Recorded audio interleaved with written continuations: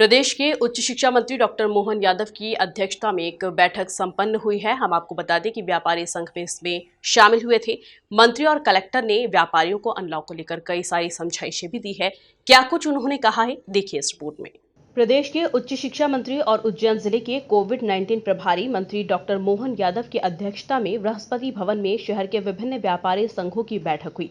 बैठक में कोविड-19 संक्रमण की रोकथाम के लिए जारी की गई गाइडलाइंस को लेकर विस्तार से चर्चा भी की गई तथा व्यापारियों को विभिन्न प्रतिबंधों की जानकारी भी दी गई।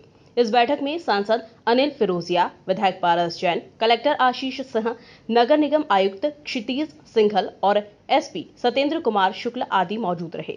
चर्चा के दौरान सभी व्यापारियों संघों द्वारा आश्वासन दिया गया कि शहर के सभी व्यापारी कोरोना संक्रमण रोकने के लिए किए जा रहे हर उपाय का समर्थन करते हैं। साथ ही साथ वे राज्य शासन की गाइडलाइन के अनुसार 50% दुकानें खोलने के निर्णय का स्वागत भी करते हैं। तो वहीं उच्च शिक्षा मंत्री डॉक्टर मोहन यादव ने कहा कि व्यवस्थाओं का जायजा लेने के लिए बाजारों का भ्रमण भी किया जा रहा है। शहर और ग्रामीण में अभी भी कोरोना संक्रमण है। ग्रामीण की 600 पंचायतों में से 100 पंचायतों में एक्टिव केस हैं। जैसे निराश्रितों की जो योजना लागू हुई है, राशन के लिए भी पर्ची का कल वितरण के साथ हम निःशुल्क राशन देने का कार्यक्रम बना रहे हैं। बाज़ारों में कल हम घूमने वाले हैं, मोटरसाइकिल से घूमेंगे ताकि जो एक पट्टी की जो हमने निर्णय किया उसको ठीक से लागू कर पाएँ। सामूहिक रूप से सांसद जी, विधायक जी, हम लोग साथ में घूमने वाले प्रशासन के लोग रहेंगे। कुल मिलाकर के कहने का तात्पर्य है कि जब जनजीवन सामान्य हो रहा है तो हमको दमदारी के साथ उनके साथ खड़े भी हैं, लेकिन एक निवेदन भी करते हैं कि अगर ये कठिनाई अभी ख़त्म नहीं हुई, शहरी क्षेत्र में भी अभी संक्रमण का दौर है, तो इसलिए लगभग 448 केस अभी शहर में एक्टिव है। सब मिला करके हमारे सभी थाना क्षेत्रों के आकलन करें तो अर्थात कहने का गांव हो शहर, ये बात सही है कि 600 पंचायत में से अब हमारी लगभग 100 पंचायतों के आसपास में हमारे एक्टिव केस बचे।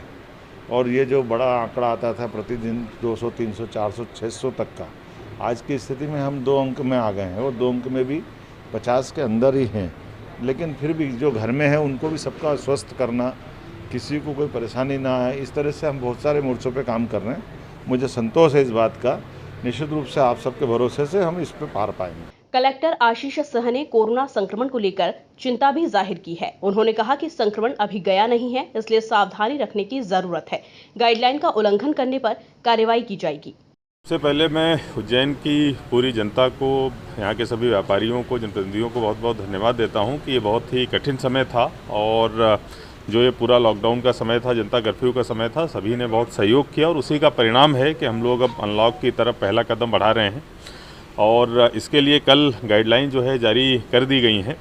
लेकिन फिर भी ये चीज़ ध्यान में रखने वाली है कि अभी भी हमारे पास में 400 से ज़्यादा एक्टिव केसेज हैं और डेली जो है हमारे पास में 10-20 के आसपास केसेज निकल रहे हैं। तो वायरस यहीं पर है, कोरोना यहीं पर है, अभी कोरोना ख़त्म नहीं हुआ है। किसी भी समय वायरस रूप अपना बदल कर और फिर से जो है वो अपना रूप विकराल कर सकता है। इसीलिए हमको सावधानी पूरी रखनी है। मास्क ज़रूर लगाएं, सोशल डिस्टेंसिंग ज़रूर रखें और अनावश्यक घर से बाहर ना निकलें, क्योंकि वायरस और अभी भी संक्रमण जो है यहाँ पर विद्यमान है। और हमारी तरफ से भी इस चीज़ का बहुत ध्यान रखा जाएगा कि जो गाइडलाइंस हम लोगों ने दी हैं, चाहे वो सोशल डिस्टेंसिंग की हो, चाहे मास्क की हो, चाहे दुकानों के खुलने का क्रम हो, बहुत सख्ती से हम लोग इसको लागू कराएंगे। अगर कोई भी इसका उल्लंघन करता पाया गया तो उसके खिलाफ जो भी कानूनी कार्रवाई है हम लोग बहुत कड़ी कार्रवाई करेंगे। जहाँ तक अनलॉक की बात है, कल से जितने भी दुकानें हैं सभी को हम लोगों ने 50% के हिसाब से, एक पट्टी के हिसाब से जो कमिश्नर नगर निगम का आदेश निकला है उसके हिसाब से खुलवाने के लिए प्लानिंग करी है। और जितनी भी दुकानें हैं वो आधी दुकानें डेली खुला करेंगी। कुछ दुकानें जैसे मेडिकल स्टोर जो हैं, डेयरी के जो दुकानें हैं और इसके अलावा जो कृषि से संबंधित, खाद बीज से संबंधित दुकानें, उनको डेली खोला जा सकता है। बाकी सारी की सारी दुकानें जो हैं एक दिन के अंतराल पर ही खुलेंगी। उनकी व्यवस्था नगर निगम के द्वारा करी जा रही है। जो सब्जी मंडियाँ थोक वाली हैं हमारी, वहाँ से केवल और केवल सब्जी ठेले वाले, सब्जी की दुकान वाले हैं, वही लोग सब्जियाँ ले सकते हैं। वहाँ पर प्राइवेट व्यक्ति जाकर, जो जनता का कोई व्यक्ति जाके सब्जी नहीं ले सकता है। वो केवल और केवल ठेलों के माध्यम से, जो सब्जियों की अलग अलग दुकानें हैं उनके माध्यम से ले सकता है। अभी जो हाट बाज़ार हैं और जो सब्जी की मंडियाँ, साप्ताहिक जो मंडियाँ हैं, उन पर प्रतिबंध रहेगा। वो 15 तारीख के बाद हम लोग उस पर विचार करेंगे। सभी धार्मिक स्थान बंद रहेंगे। केवल और केवल जो वहाँ के पुजारी हैं या जो इमाम हैं, केवल वही जाकर वहाँ पर पूजा इबादत कर सकते हैं। अन्य सामान्य जनता के लिए भी धार्मिक स्थान बंद रहेंगे।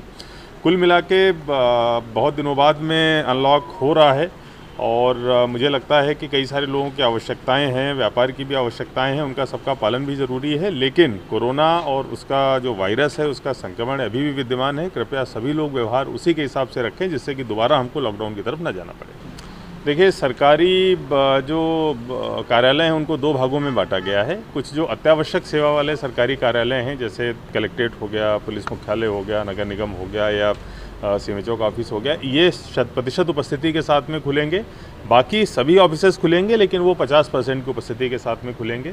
प्राइवेट ऑफिसेज सारे 100% उपस्थिति के साथ में खुल सकेंगे। एसपी सत्येंद्र कुमार शुक्ला के मुताबिक अनलॉक को लेकर सभी पुलिस अधिकारियों की ब्रीफिंग की गई है। साथ ही साथ व्यापारी संगठनों को भी बैठक में समझाइश दी गई।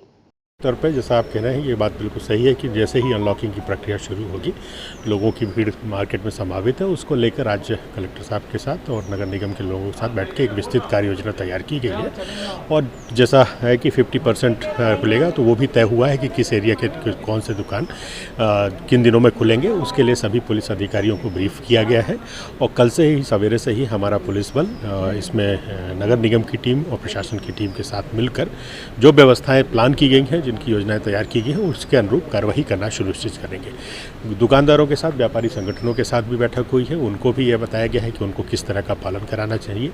और जो एक सूत्र वाक्य बना है, नो मास्क नो सर्विस, इसके संदर्भ में भी सभी लोगों से बात हुई है और हम ये सुनिश्चित करेंगे कि कोरोना का जो अभी संकट है अभी टला नहीं है, कम जरूर हुआ है, तो हम ऐसी व्यवस्थाएं बना कर दें कि जिससे ये नियंत्रित रहे। उसके लिए पूरी पुलिस टीम, नगर निगम और प्रशासनिक व्यवस्था पूरी तरह से तैयार है। देखिए, क्या है कि ये पूरा जो हमारा तो ऑलरेडी एक यूनिट, थाना यूनिट होती है, उस थाना यूनिट के हिसाब से ही रहेगा।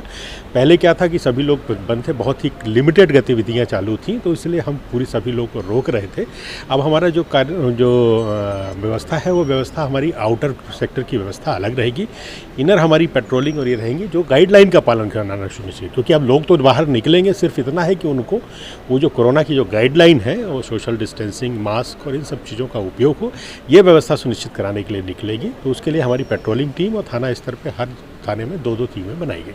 अनलॉक में किसी भी प्रकार की लापरवाही न बरती जाए, इसे लेकर जरूरी निर्देश व्यापारी संगठनों को दिए जा चुके हैं। Bureau report, MP news, Ujjain.